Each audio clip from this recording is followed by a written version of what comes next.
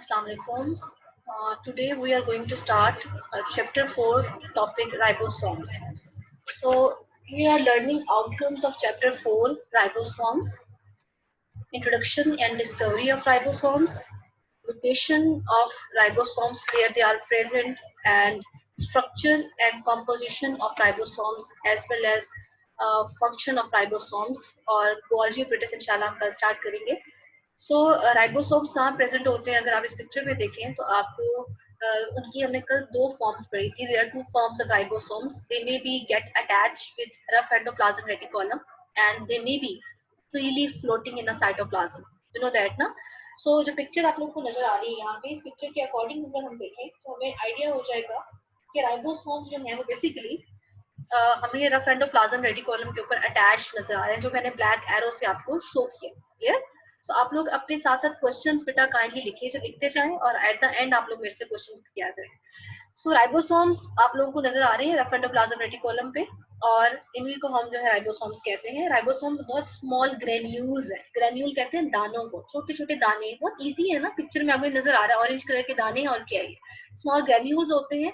एक तो स्मॉल है, सेकेंडली मैनी है. तो इसके बारे में आप बता सकते हो कि एक तो स्मॉल छोटे होते हैं, दूसरा मैनी बहुत ज्यादा होते हैं. और इतने छोटे होते हैं कि अगर हम इनके, ये भी तो ऑर्गेनेले है ना सेल के, इनके ऑर्गेनेले किसी कहते हैं जो सेल के अंदर साइटोप्लाज्म में फ्रीली फ्लोट स्ट्रक्चर्स होते हैं, उन्हें ऑर्गेनेले कहते हैं, जिनका अपना अपना एक फंक्शन होता है. लाइक गोल्जी बॉडीज है, एंडोप्लाज्म रेटिकुलम है. तो एक ऑर्गेनेले के ऊपर दूसरा ऑर्गेनेले लगा हुआ है, चिपका हुआ है, उसके साथ अटैच है. राइबोसोम्स अगर ऑर्गेनेलिस में देखें बच्चे, तो ऑर्गेनेलिस में राइबोसोम्स का साइज बहुत छोटा होता है. इतना छोटा होता है साइज कि इनको सेपरेट करने के लिए, इनको रफ एंडोप्लाज्म रेटिकुलम से अलग करने के लिए जब हम सेंट्रीफ्यूगेशन करते हैं, अगर आपको याद होगा मैंने आपको चैप्टर नंबर 4 में स्टार्ट में सेंट्रीफ्यूगेशन भी बताया हुआ है. सेंट्रीफ्यूगेशन एक ऐसा प्रोसेस होता है जिसमें हम चीजों को, स्ट्रक्चर्स को सेल के अलग अलग कर लेते हैं, उनकी डेंसिटी, उनके वेट, उनके स्ट्रक्चर शेप की बेस पे. तो हमने डेंसिटी की बेस पे देखा था, एक मशीन थी जिसके अंदर हम एक मटेरियल ऐड करते हैं और उसको घुमाते हैं, घुमाने के बाद उसके बैंड्स बन जाते थे, और हर एक बैंड में हर कोई अपने वेट और डेंसिटी के अकॉर्डिंग जो है सेटल डाउन हो जाता था. हमने देखा था डीएनए का वेट सबसे ज्यादा होता है, इसीलिए डीएनए जो है सबसे ज्यादा नीचे बेस में चला जाता है डीएनए. सो ये चीजें हमने देखी थी सेंट्रीफ्यूगेशन में.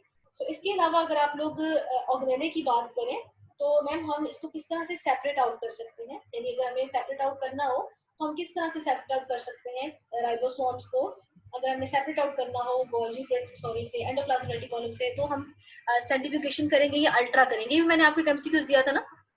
तो बेटा राइबोसोम्स इतने छोटे होते हैं कि इनको अलग अलग करने के लिए हमें अल्ट्रा सेंट्रीफ्यूगेशन की हेल्प लेनी पड़ती है. मैम अल्ट्रा क्या होता है? अल्ट्रा का मतलब होता है उसको हाई स्पीड पे स्पिन किया जाता है. क्लियर? सो अभी हम स्टार्ट करते हैं अपने टॉपिक को. इंट्रोडक्शन को देखते हैं सबसे पहले, फिर देखते हैं किस बंदे ने इसको डिस्कवर किया, किस डेट में डिस्कवर किया. बिकॉज इस टॉपिक में से आपको लॉन्ग क्वेश्चन बन के आता है, बहुत long question as well as short question बहुत सारे आते हैं, एमसीक्यूज भी बहुत सारे इस टॉपिक में से आते हैं. So let's start with introduction. So introduction and discovery. So tiny structure within a cell. Simply इसी की डेफिनेशन एक छोटा सा स्ट्रक्चर है जो सेल के अंदर होता है. और उसके बाद मेनी इन नंबर्स, नंबर्स भी ज्यादा हैं, तादाद में ज्यादा होते हैं, और प्रेजेंट इन बोथ प्रोकैरियोटिक और यूकैरियोटिक सेल. देखिए बच्चे ये बड़ा इंपॉर्टेंट पॉइंट है, बिकॉज हम लोगों ने प्रीवियस जो है लेक्चर्स में देखा था कि कुछ ऐसे ऑर्गेनेलेज होते हैं जो प्लांट्स में है तो एनिमल में नहीं है, लाइक क्लोरोप्लास्ट. कुछ ऐसे ऑर्गेनेलेज हैं जो कि एनिमल्स में है और प्लांट्स में नहीं है. ठीक है, बहुत सारे ऑर्गेनेले हमने देखे थे. इसी तरह से बहुत सारे ऐसे ऑर्गेनेले होते हैं जो प्रोकैरियोट्स में होते हैं. प्रोकैरियोट किसे कहते हैं? बैक्टीरिया या साइनोबैक्टीरिया को. और यूकैरियोट में नहीं होते हैं. यूकैरियोट किसे कहते हैं?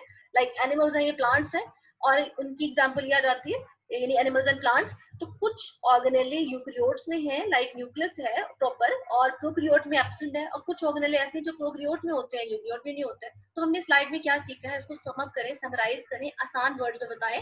तो बेटा कुछ ऐसे ऑर्गेनेले होते हैं जो प्रोकैरियोट में है, यूकैरियोट में नहीं है, प्लांट्स में है, एनिमल्स में नहीं है. बट राइबोसोम्स एक ऐसे ऑर्गेनेले हैं जो कि आपको प्रोकैरियोट में भी नजर आते हैं, यूकैरियोट में भी नजर आते हैं, एनिमल्स में भी नजर आते हैं, प्लांट में भी नजर आते हैं, बैक्टीरिया में भी नजर आते हैं. तो इनकी ये सबसे अच्छा कैरेक्टर जो हम बात करें तो यही है कि इनकी प्रेजेंस सबके अंदर है. ठीक है, एक तो छोटे हैं, मैनी है और स्मॉल है, और उसके अलावा ये प्रोकैरियोट में भी है, यूकैरियोट में भी है, एनिमल में भी है, प्लांट्स में भी है, बैक्टीरिया में भी है, सब में इसकी प्रेजेंस है. किस पर्सन ने इसको डिस्कवर किया था? इनका नाम है पैलेट 1955. ये बड़ी इंपॉर्टेंट डेट है और इस पर्सन का नेम है. जो एमसीक्यूज में आप लोगों से बहुत ज्यादा पूछा जाता है कि डिस्कवर किसने किया है इसको, राइबोसोम्स को, तो इसको लिख लें कहीं पे और बुक पे इसको निशान लगा दें, अंडरलाइन कर लें, मार्क कर लें और इसमें लिख लें कि एमसीक्यूज। सो इसकी डिस्कवरी की डेट और साइंटिस्ट का नेम आप लोगों को याद होना चाहिए। तो ये राइबोसोम्स की आपके सामने शेप नजर आ रही है, और अगर हम इसे गौर करें तो एक पर्पल कलर का और एक हमारे पास ब्लू कलर का है। अपर साइड पे ब्लू ब्लू नजर आ रहा है, नीचे में पर्पल नजर आ रहा है। तो ये दो यूनिट कोई जुड़े हुए हैं, यानी स्ट्रक्चर सिंगल नहीं है, कोई दो यूनिट्स जो है वो ज्वाइन हुए हैं आपस में। उसको आगे फर्दर देखेंगे। Let's start with the location. अगर हम इसकी लोकेशन की बात करें तो मुझसे ज्यादा आप लोग मुझे बता सकते हो, बिकॉज प्रीवियस लेक्चर्स में हमने राइबोसोम से बहुत बार बात कर चुके हुए हैं। जब हमने रफ एंडोप्लाज्म रेटिकुलम की बात की थी, या हमने एक जनरलाइज समराइज किया था स्ट्रक्चर को, तो भी आपको मैंने बताया था। तो अगर लोकेशन की बात करें तो आई नो आप में से बहुत सारे बच्चे बता देंगे मैम ये कहाँ पे होते हैं। तो ये तो बड़ा आसान सा मैम क्वेश्चन है ना, कि राइबोसोम जो है वो रफ एंडोप्लाज्म रेटिकुलम के साथ अटैच होते हैं, उसके साथ चिपके होते हैं। और कुछ ऐसे राइबोसोम्स होते हैं जो अटैच नहीं होते, वो फ्रीली फ्लोट कर रहे होते हैं साइटोप्लाज्म में। So exist in a two forms, दो सूरतों में, दो हालतों में ये प्रेजेंट होते हैं। फर्स्ट फॉर्म इसकी ये है कि आइदर फ्रीली डिस्पर्स्ड इन अ साइटोप्लाज्म, यानी साइटोप्लाज्म के अंदर इधर से उधर फ्लोट कर रहे होते हैं, घूम रहे होते हैं, किसी चीज के साथ चिपके नहीं होते, अटैच नहीं होते, फ्री होते हैं। ठीक है, यानी फ्री का मतलब ये है ना, किसी और ऑर्गेनेले के साथ वो अटैच या चिपके हुए नहीं होंगे, लाइक रफ एंडोप्लाज्म रेटिकुलम के साथ नहीं अटैच है। तो फ्रीली डिस्पर्स, ठीक है, बिखरे हुए हैं साइटोप्लाज्म के अंदर, फ्रीली फ्लोट कर रहे हैं इधर से उधर, हर जगह वो घूम सकते हैं। ठीक है, और कोई रिस्ट्रिक्शन नहीं होती है। अदर अगर हम इसकी फॉर्म देखें तो वो है जो attach with are E are. अब आर ई आर एक मैंने यहाँ पे शॉर्ट फॉर्म यूज की हुई है, आपकी बुक में भी और पेपर में बहुत जगह पे इसकी शॉर्ट फॉर्म यूज होती है। You know that R E R का मीनिंग क्या है? R for rough, E for endo, and R for reticulum, rough endoplasm reticulum. So rough endoplasm reticulum को रफ क्यों कहते हैं? क्योंकि यही तो उसको रफ बनाते हैं, ये तो आके उसके ऊपर अटैच होते हैं। अगर ये अटैच ना हो तो बेचारे सिर्फ एंडोप्लाज्म रेटिकुलम रहेंगे, उनके साथ रफ नहीं लगता। So they are attach with rough endoplasm reticulum, तो ये उनके साथ भी अटैच होते हैं। और सेकेंडली वो फ्रीली फ्लोट भी कर सकते हैं साइटोप्लाज्म में, एक जगह से दूसरी जगह पे। सो अगर आप ये पिक्चर देखें बच्चे, तो आपको इसमें येलो कलर का सारा जो मटेरियल भरा हुआ है इस पिक्चर में, और इसमें येलो कलर का जो मटेरियल है वो हमारे पास क्या है? साइटोप्लाज्म में है। और उसके बाद सेंटर में हम देखें तो हमें नजर आएगा न्यूक्लियस है, उसके बाद एंडोप्लाज्म रेटिकुलम है। एंड इसको जरा प्रीवियस करते हैं अभी, और एक साथ साथ हम मार्क करके देख लेते हैं कि हमें क्या नजर आ रहा है। ओके, सो यहाँ पे आप लोग देखें तो मैंने यहाँ मार्क किया हुआ ये ब्लू वाला जो है हमारे पास राइबोसोम्स है। तो येलो वाला मटेरियल हमारे पास क्या था मैम? ये साइटोप्लाज्म है। ये बच्चे क्या है मैम? न्यूक्लियस, माइटोकॉन्ड्रिया, एंड ये क्या है? क्लोरोप्लास्ट भी इसे कह सकते हैं। उसके बाद ये हमें नजर आ रहे हैं यहाँ पे, जो कि हम एंडोप्लाज्म रेटिकुलम है। और आप देख रहे हो एंडोप्लाज्म के कुछ एरिया पे ये अटैच नहीं है, ठीक है, लेकिन कुछ एरिया पे ये अटैच है, ब्लू कलर के डॉट्स। इन ब्लू कलर के डॉट्स को हम कहते हैं रफ एंडोप्लाज्म, सॉरी इनको कहते हैं राइबोसोम्स। तो अगर ये एंडोप्लाज्म रेटिकुलम के साथ अटैच है तो हम इसको कहेंगे रफ एंडोप्लाज्म रेटिकुलम। तो मैम यहाँ पे दो फॉर्म्स हमने बताई है ना, एक फ्रीली डिस्पर्स, तो ये वाली फॉर्म जिसको हम देख रहे हैं ये फ्रीली डिस्पर्स नजर आ रही है, साइटोप्लाज्म में किसी के साथ अटैच नहीं है। लेकिन अदर वन जो है वो साइटोप्लाज्म के उसके साथ, एंडोप्लाज्म रेटिकुलम के साथ अटैच्ड हमें नजर आएंगे। So there are two forms of ribosomes, either they are freely floating and either they are get attached with the rough endoplasm reticulum. Clear? So आपके जो भी क्वेश्चंस होंगे बेटा मैं एंड पे लूंगी। हाँ, अभी आप लोग अटेंडेंस सेंड कर रहे हैं, ठीक है। सो फर्दर हम देखते हैं आगे दूसरी फॉर्म को जो कि अटैच्ड है। इसमें से हमने रफ एंडोप्लाज्म रेटिकुलम को एक्सट्रैक्ट किया हुआ है आउटसाइड पे, और इसको रिमूव करने के बाद हमें क्या नजर आ रहा है कि मैम ये जो हमने रिमूव कर लिया है, और इनमें से किस एरिया से निकाला है? यहाँ से निकाला हुआ है, बाहर निकाला हुआ है। और आप देख रहे हैं इसके ऊपर हमें ये दाने, ग्रेन्यूल्स अटैच नजर आ रहे हैं। लेकिन ये जो ग्रेन्यूल्स थे ये अटैच नहीं थे, ये फ्रीली फ्लोट कर रहे हैं, डिस्पर्स हुए हुए हैं साइटोप्लाज्म में, पहली वाली लाइन जो है। दूसरा है अटैच, तो ये रफ एंडोप्लाज्म रेटिकुलम के साथ अटैच है। अभी हमें लेक्चर बहुत आसान लग रहा है क्योंकि हमने 20 बार इस बात को बार बार डिस्क्राइब किया है, रिपीट किया है। लेकिन सम टाइम पेपर में जब हम होते हैं तो हमें यही दो फॉर्म्स भूल जाती हैं। जब एग्जामिनर कहता है कि write down the two forms of ribosomes, तो हम सोच रहे होते हैं कि टू फॉर्म्स कौन सी थी। तो यही टू फॉर्म्स हैं कि either they are freely disperse in the cytoplasm और they get attached with the rough endoplasm reticulum. तो ये आप लोगों ने चीजों को याद रखना है। बायो बहुत आसान है, अगर हम इसको इजी लेके पढ़ें और समझ के पढ़ें तो ये बहुत इजी एक सब्जेक्ट है। जस्ट लाइक मुझे तो ड्राइंग के सब्जेक्ट की तरह ये लगता है, जैसे वो आसान है ये भी आसान है। बिकॉज अब इसमें कुछ चीजों को सिर्फ अंडरस्टैंड करना है और ड्रॉ करना है, और आपको बहुत इजीली नंबर मिल जाता है। यानी यहाँ पे कोई कैलकुलेशंस नहीं है इतनी मुश्किल जो हमें याद करनी पड़े। हमें सिर्फ ड्रॉ करना आना चाहिए, हमें सिर्फ अच्छा प्रेजेंट करना आना चाहिए, हमें बड़े इंपॉर्टेंट किस्म के 2-3 पॉइंट्स याद होने चाहिए, उनको हाईलाइट करना, बोल्ड करना, प्रेजेंट करना आना चाहिए। 85 बाई 85 मार्क्स लेना हमारे लिए बहुत ईजी है, ठीक है। ओके, फर्दर हम डिस्कशन करते हैं स्ट्रक्चर एंड कॉम्पोजिशन को। प्रीवियस लेक्चर में हमने इसका इंट्रोडक्शन पढ़ा है और उसके बाद हमने देखा है कि ये किस जगह प्रेजेंट होते हैं। अब बात करें इनका स्ट्रक्चर कैसा होता है, ये किस चीज नजर किस तरह के आते हैं। कॉम्पोजिशन है बने किससे हुए हैं, केमिकल कॉम्पोजिशन क्या है, और स्ट्रक्चर कहते हैं नजर किस तरह के आते हैं, मॉर्फोलॉजी किस तरह की है इनकी। तो स्ट्रक्चर की बात करें तो consist of equal amount of RNA and protein. Equal की बात करें तो आपको बड़ा इजी क्लियर हो जाएगा कि अगर हम यहाँ पे कोई 2 या 3 क्लास के बच्चे को पूछेंगे, बच्चे इक्वल अमाउंट है आरएनए की और प्रोटीन की, तो इक्वल अमाउंट का क्या मतलब है कि मैम, इसका मतलब है कि 50% जो है हमारे पास आरएनए है इसके अंदर और 50% हमारे पास प्रोटीन, इक्वल अमाउंट। तो बेटा आरएनए, ये बात याद रखिएगा, ये एमसीक्यूज है बहुत इंपॉर्टेंट, एमडी कैट में भी आ चुका हुआ है। आरएनए को न्यूक्लिक एसिड भी कहते हैं, nucleic acid like DNA RNA दोनों न्यूक्लिक एसिड बोले जाते हैं उनको। सो आरएनए एंड प्रोटीन दो चीजें हैं इसके अंदर जो राइबोसोम को बनाती है। दोनों चीजों की इक्वल अमाउंट है, 50% हमारे पास आरएनए है, 50% हमारे पास प्रोटीन है। सो मैम इसीलिए इसका एक दूसरा नाम होता है जिस बेस पे इसको हम कहते हैं, it's a ribo nucleoprotein. Ribo means RNA, RNA, क्योंकि आरएनए का अगर फुल फॉर्म देखें तो आरएनए को क्या कहते हैं, राइबो न्यूक्लिक एसिड। ऐसे ही है ना, आर से राइबो, एन से न्यूक्लिक, ए से एसिड, राइबो न्यूक्लिक एसिड। सो इसी वजह से अगर, और बाकी हिस्सा 50% में प्रोटीन है, 50% ये है और 50% ये है, तो 50-50% मिलके 100% उसका स्ट्रक्चर बना रहे हैं। उसमें राइबो न्यूक्लिक एसिड है और दूसरा प्रोटीन है। अगर हम इसको सम अप करें दोनों नेम्स को, इसलिए हम इसको कहते हैं ribo nucleoprotein. So ribosomes are made up of ribonucleoprotein. It's very important MCQs. याद रखना है, राइबो न्यूक्लियो की बात हो रही है।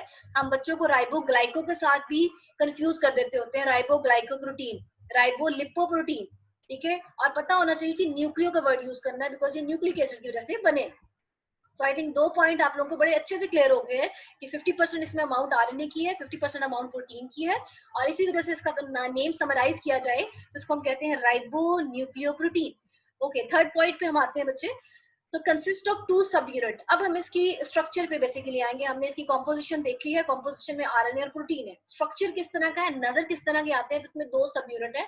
मैंने आपको वेरी फर्स्ट स्लाइड पे दिखा दिया था कि एक तो हमारे पास ब्लू कलर का था और एक हमारे पास पर्पल कलर के 2 अटैच थे। मैम रियल में भी इस तरह के कलर होते हैं नहीं बच्चे, हम लोग इसको कोई भी कलर दे सकते हैं, स्टेनिंग करते हैं ना, जैसे हम अपने दुपट्टों को कलर करवाते हैं उसी तरह से हम इनको कलर कर देते हैं ताकि हमें नजर आए, ठीक है। तो ये आगे हम इनका स्ट्रक्चर देख लेते हैं, आपको बहुत सारी पिक्चर्स में येलो भी नजर आ जाएंगे। अच्छा, अब यहाँ पे आप स्ट्रक्चर देखिए तो इसमें 2 यूनिट्स हैं, बिकॉज यहाँ पे अगर आपको मैं यहाँ पे अंडरलाइन भी साथ साथ कर लूं, कंसिस्ट ऑफ 2 सब unit. One is a larger सब यूनिट, इसको क्योंकि वो साइज में बड़ा होता है, और other one is a smaller सब यूनिट। ये नीचे वाला स्मॉलर है, ऊपर वाला लार्जर है। ये दोनों जब जुड़ते हैं तो एक नया स्ट्रक्चर हमारे पास बनेगा, जिस स्ट्रक्चर को हम कहेंगे कि हमारे पास इसको, जी, न्यू स्ट्रक्चर बनेगा जिसको हम कहते हैं राइबोसोम्स। तो जब तक वो जुड़े नहीं हुए थे तब तक हम उनको राइबोसोम नहीं कह सकते, यानी हम इसको सिर्फ कहेंगे लार्जर सब यूनिट एंड स्मॉलर सब unit. when they are combined together, when they are get attached together, they are now known as ribosomes। एक पर्पल नजर आ रहा है, एक आपको ब्लू, 2 डिफरेंट कलर नजर आ रहे हैं। कलर की क्या, कलर कोई भी कर सकते हैं, कलर पे कंफ्यूज नहीं हो जाना कि शायद रियल में भी ऐसे कलर होते हैं। कलर हम किसी को कुछ कोई भी कलर कर सकते हैं, सिर्फ हम इनको डिफरेंशिएट कर सकते हैं, लार्ज और स्मॉलर दिखाने के लिए डिफरेंट कलर्स करते हैं। सो 2 यूनिट्स मिलके इनको बनाते हैं। इसकी कंपोजिशन और स्ट्रक्चर को हमने अभी फिलहाल देख लिया।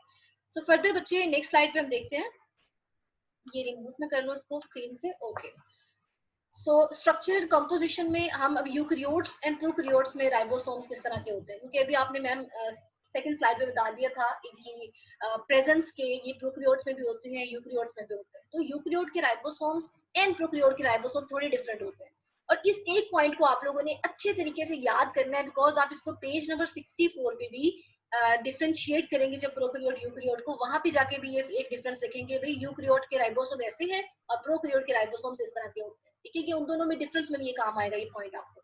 सो इन यूकैरियोट्स की अगर बात करें तो यू का मतलब होता है ट्रू, जिसके अंदर ट्रू न्यूक्लियस होता है, लाइक जो प्लांट्स हैं या एनिमल्स हैं उन्हें कहते हैं। उनकी बॉडी में अगर हम बात करें कि राइबोसोम किस तरह के होते हैं, तो उनके लार्जर एक सब यूनिट है, एक स्मॉलर सब यूनिट है, वो तो आप लोगों को ऑलरेडी पता है कि 2 यूनिट होते हैं, लेकिन इनकी यूनिट्स की वैल्यू डिफरेंशिएट करती है। लार्जर सब यूनिट 60s है एंड स्मॉलर सब यूनिट 40s है। अब मैम एस किसे कहते हैं और एस क्यों यूज किया जाता है, एस का वर्ड का मीनिंग क्या है, यानी 2 टुकड़ों से मिला हुआ है, जो 2 टुकड़े, 2 पीसेस ज्वाइन करते हैं, और जो लार्जर पीस है यूकैरियोट्स का 60s का, ये एमसीक्यूज में आ जाता होता है। और उसका स्मॉलर पीस या स्मॉल का जो टुकड़ा है उसका वो 40s का है। ये दोनों जब जुड़ जाते हैं तो राइबोसोम बनता है, और मिलने के बाद इसका फाइनल साइज बनता है 80s। नो मैम, 60 और 40 मिलने से 100 बनता है, और आपने यहाँ पे 80s लिखा हुआ है, इसकी क्या रीजन है? आप इसकी रीजन बता दें क्या बनती है। सो 40 एंड जो हमारे पास 60 नजर आ रहा है बेटा, ये कोई परसेंटेज या वेट नहीं है जिसको हमने जमा करना है। और एस का मीनिंग क्या है? ये स्वेजबर्ग के लिए यूज किया जाता है ना। स्वेजबर्ग क्या होता है? It's a unit of centrifugation. आप लोग जब बैंड्स बनाते हो, उन बैंड्स में रेट ऑफ सेडिमेंटेशन हम देखते हैं कि किस बैंड में कौन आ रहा है, ठीक है। इस यूनिट को एस को इसलिए यूज करते हैं। बैंड्स का लिखा होता है ये 10, यानी इसका 10 रेट है, 20 रेट है, 30s है, 40s है, 50s है, 60s, 70s, 80s, 90s, 100s। जिसका जितना वेट होता है वो उस मॉडल में, उस टेस्ट ट्यूब में उसी वेट के अकॉर्डिंगली सेट होना शुरू हो जाते हैं। अब इसको 60s क्यों कहते हैं? क्योंकि ये उस बैंड में, अगर बैंड्स बना के मैं यहाँ दिखा दूं, क्योंकि कुछ बच्चों ने शायद अभी ज्वाइन किया होगा, उनको आइडिया नहीं होगा जो टॉपिक हमने पढ़ा हुआ है। तो हमने टेस्ट ट्यूब बनाई थी इस तरह से। अब ये माउस से ड्रॉ कर रही हूँ तो हो सकता है थोड़ी फनी ड्रॉ हो जाए। Okay, I try my best कि अच्छी ड्रॉ। ओके, इसमें हमने देखा था कि जब हम इसको सेंट्रीफ्यूगेशन मशीन में घुमाते हैं ना, तो सारे सेल सेपरेट हो जाते हैं, सारे ऑर्गेनेले सेपरेट हो जाते हैं और नीचे बैंड्स बन जाते हैं। एक बैंड यहाँ बन जाता है, कुछ ऑर्गेनेले यहाँ जमा हो जाते हैं, और यहाँ पे लिखा होता है कि ये 10s है या 50s है या 80s है। सबसे जो वजनी होगा वो नीचे आ जाएगा, ये 80s यहाँ पे आ जाएगा। और एस यूनिट यूज कर रहे हैं फॉर सेंट्रीफ्यूगेशन। जो 70s जिसका वेट होगा, ये 70s होगा जिसका वेट, वो इस जगह पे आ जाएगा। जिसका 60s वेट होगा वो इस एरिया में आ जाएगा। जिसका 50s वेट होगा वो इस एरिया में आ जाएगा, एंड सो ऑन करते करते यहाँ पे हम कर लेते हैं 10s तक, यहाँ तक मूव करते करते यहाँ तक आ जाएगा। यहाँ पे सेपरेट बैंड्स बनना शुरू हो जाते हैं। जिनका वेट 70s के इक्वल होता है वो यहाँ पे जमा होते हैं इस बैंड में। जिनका वेट 50 होता है वो इस बैंड में जमा होते हैं। उसी तरह से जिनका वेट जो है वो आगे हमारे पास आ जाता है 60s, उनको इस एरिया में जो है जमा हो जाते हैं। जिनका वेट 10s होता है वो इस एरिया के सामने, इस बैंड के सामने जहाँ पे हमने मार्क किया होता है वहां पे प्लस हो जाता है, जमा होना स्टार्ट हो जाते हैं, वहां पे इनकी गैदरिंग हो जाती है। सो मैम आप क्या बताना इसमें चाह रही है? मैं इसमें ये बताना चाह रही हूँ, अगर ये इसके जो यूनिट्स हैं वो साइटोप्लाज्म में फ्रीली फ्लोट कर रहे होते हैं, 60s उधर जा रहा है, 40 उधर जा रहा है। जब इन्होंने काम करना है तो ये जुड़ते हैं, जब इन्होंने फंक्शन नहीं करना होता तो ये सेपरेट रहते हैं, ठीक है। यानी जब जुड़ते हैं तो मशीन बनती है जो काम करना स्टार्ट करती है, ये सेपरेट रहते हैं।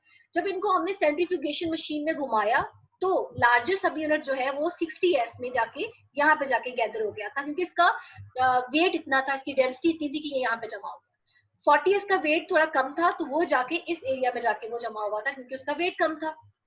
लेकिन जब ये ज्वाइनिंग फॉर्म में हमने उसको देखा कि ये कहाँ पे जमा होते हैं, तो ये जाके सिंपली 80s के सामने जमा हो गए यहाँ पे। तो ये 100 क्यों नहीं बनाते? 100 इसलिए नहीं बनाते कि जब ये ओवरलैप हो जाते हैं बच्चा, तो इनकी डेंसिटी कम हो जाती है। इंपॉर्टेंट पॉइंट, जब ये ओवरलैप हो जाते हैं तो इनकी डेंसिटी कम हो जाती है, ये 100s के बजाय 80s के आगे जाके जुड़ जाते हैं। सो इट्स वेरी इजी कि लार्जर सब यूनिट की वैल्यू क्या है 60s, स्मॉलर सब यूनिट की वैल्यू क्या है 40s, और इनको कंबाइंड वैल्यू देखिए तो 80s है। 80s वैल्यू क्यों है? बिकॉज जब ये ओवरलैप करते हैं तो इनके दरमियान में एक ऐसा बॉन्ड बन जाता है जो इनकी डेंसिटी को रिड्यूस कर देता है। बट अगर ये इंडिविजुअली ग्रुप्स को देखें, इनको सेंट्रीफ्यूज करवाएं, तो एक 60s पे जाके बैंड बनाता है, दूसरा 40s पे जाके बैंड बनाता है। तो ये तो बात हमने कर ली यूकरियोट्स की। यूकरियोट्स में लार्जर सब यूनिट और स्मॉलर सब यूनिट की वैल्यूज क्या होती है। When we are going to talk about prokaryote, उनकी वैल्यूज को देखेंगे कि वो किस तरह बनती है। लेकिन इससे पहले एक इंपॉर्टेंट पॉइंट बच्चे आपसे शेयर हो जाए कि जब ये दो लार्जर सब यूनिट और स्मॉलर सब यूनिट जुड़ते हैं, ओवरलैप करते हैं, तो उनमें बॉन्ड बन जाता है। और बॉन्ड बनाने के लिए मैग्नीशियम आयंस इनकी अटैचमेंट को कंट्रोल करता है। मैग्नीशियम आयंस को अगर मैं यहाँ पे ड्रॉ कर दूं येलो के साथ, और हम देख लेते हैं कि यहाँ पे फॉर एग्जांपल इस एरिया में मैग्नीशियम आयंस इनको अटैच करने में हेल्प करते हैं। इस एरिया में मैग्नीशियम आयन इनकी अटैचमेंट को कंट्रोल कर रहे होते हैं, तो ये आपस में ओवरलैप करते हैं और इनकी बॉन्डिंग बन जाती है। इस बॉन्डिंग की वजह से इनका जो क्या कहते हैं सेंट्रीफ्यूगेशन जहाँ यूनिट है, जो इनकी बैंड्स बनते हैं वो 80s में जाके बनते हैं। इंडिविजुअली इनके यूनिट्स जो है वो 60 और 40 होंगे। Okay, let's talk about prokaryotes. You की तो समझ आती है, यू में प्लांट्स और एनिमल्स आते हैं। प्रोकैरियोट जिनमें बैक्टीरिया थे, साइनोबैक्टीरिया थे, उनकी बॉडी के राइबोसोम्स के लार्जर स्मॉलर सब यूनिट कैसे थे? क्या वो इनसे छोटे थे, इनसे बड़े थे, वो किस तरह के थे? अब हम बात करते हैं प्रोकैरियोट्स की कि उनकी बॉडी में अगर हम देखें तो यूनिट्स किस तरह से बनते हैं। लार्जर सब यूनिट की वैल्यू अगर हम पीछे देखें जो हम पढ़ के आए हैं तो वहां पे कितनी थी 60, क्लियर। और यहाँ पे देखें तो यहाँ पे कितनी है 50, यानी 10 कम है। लार्जर सब यूनिट 50s है और स्मॉलर सब यूनिट यहाँ पे 30s है। अगर यूकेरियोट्स में देखें तो वहां पे लार्ज सब यूनिट कितना था 60 और स्मॉलर कितना था 40। क्लियर? तो इनके सब यूनिट्स की वैल्यू थोड़ी कम है उन दोनों से, और जब ये ज्वाइन करते हैं तो फाइनल हमारे पास बनता है 80 बनाने के बजाय 70 बन रहा होता है। ओवरलैप होने के बाद 70 एस की वैल्यू बनती है। तो जब आप सम अप करते हो और आप वहां पे लिखेंगे जाके जब differentiate eukaryote and prokaryotic cell, तो आप लिखेंगे the ribosomes present in a eukaryotic cells are larger as compare to prokaryotic cell. उनके मुकाबले में इनका साइज यानी यूकेरियोट का साइज बड़ा होता है। देखिए ये 70 है ना और वो 80 था, ऐसा ही है। ये क्या आ रहा है हमें 70 नजर आ रहा है, सामने 70 नजर आ रहा है, तो उसका साइज क्या था हमारे पास 80 था। ठीक है, इनके सब यूनिट के जो साइज है वो भी वेरी करता है। तो आई थिंक यहाँ तक जितना हमने पढ़ लिया है ये बहुत आसान था और बहुत इजीली समझ आ गया। एट द एंड इंशाल्लाह आई ट्राई माय बेस्ट कि मैं इसको दोबारा सारा रिवाइज करवा दूं और दोबारा स्लाइड दिखा दूं आपको। अब हम बात करते हैं इनकी फंक्शंस की।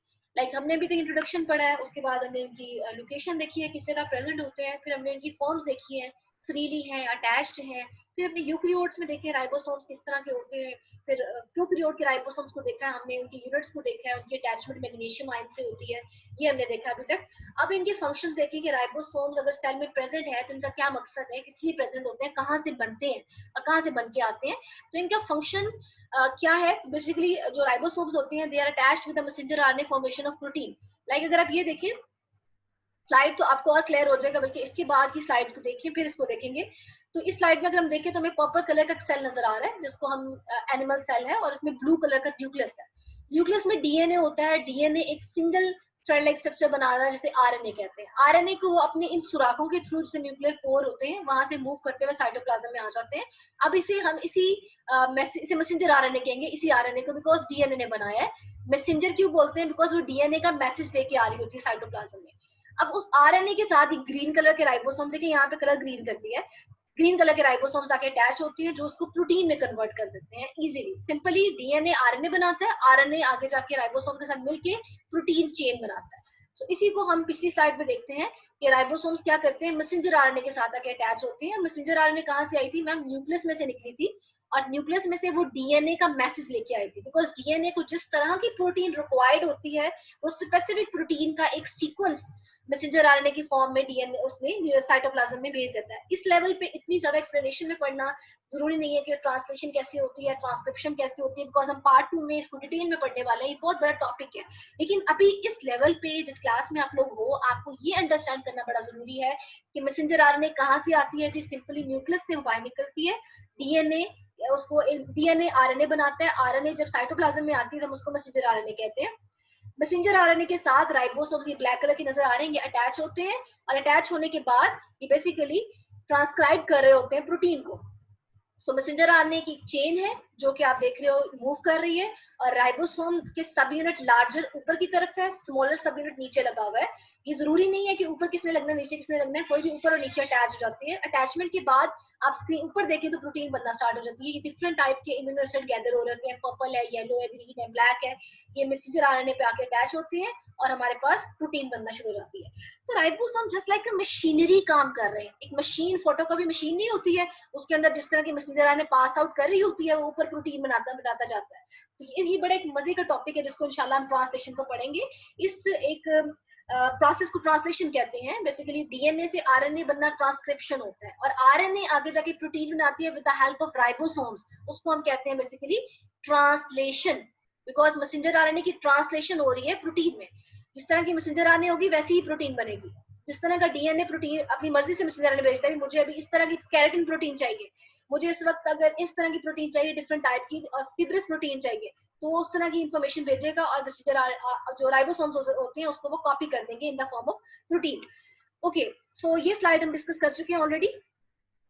अब इस चीज को देख लेते हैं कि अटैच्ड विद, अगर अटैच्ड फॉर्म किस तरह की होती है, तो हमें सामने ये नजर आ रही है एंडोप्लाज्म रेटिकुलम, ये रफ फॉर्म है इसकी, और रफ फॉर्म के साथ आपको नजर आ रहे हैं येलो कलर के राइबोसोम्स लगे हुए हैं, और वो इस तरह से स्पीडली प्रोटीन मॉलिक्यूल्स निकालते आ रहे हैं, जिसका स्ट्रक्चर हमने ऑलरेडी पहले देखा है कि कैसे बनती है।